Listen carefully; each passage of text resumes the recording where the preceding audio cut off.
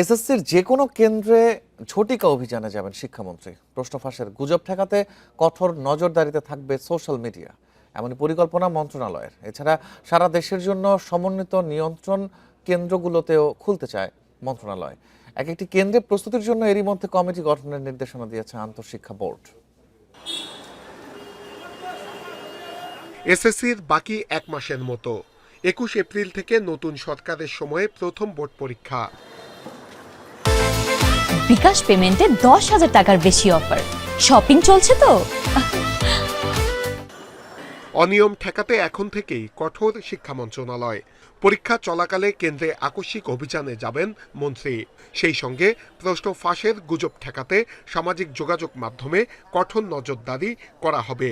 পরীক্ষা সুষ্ঠুভাবে সম্পন্ন করতে সমন্বিত নিয়ন্ত্রণ কক্ষ স্থাপনের চিন্তায় মন্ত্রণালয়।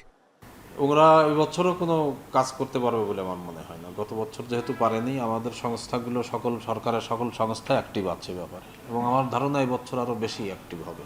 শিক্ষা বোর্ড বলছে, পরীক্ষায় কোনো ধরনের গ্রেস মার্ক বা অলিখিত মানবিক নম্বরের সুযোগ থাকবে না। খাতায় যা লেখা থাকবে তার ভিত্তিতেই নম্বর। প্রতিটা স্টেপ আমাদের এখনো পর্যন্ত ঠিক লাইন মতোই আমরা আছি।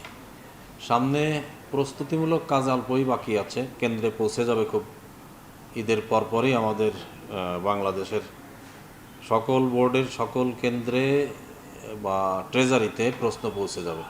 শিক্ষা গবেষকরা বলছেন, পাশের হার এবং জিপিএ 5 বাড়ানোর চেয়ে শিক্ষার্থীরা আসলেই শিখছে কিনা তা নিশ্চিত করা গুরুত্বপূর্ণ।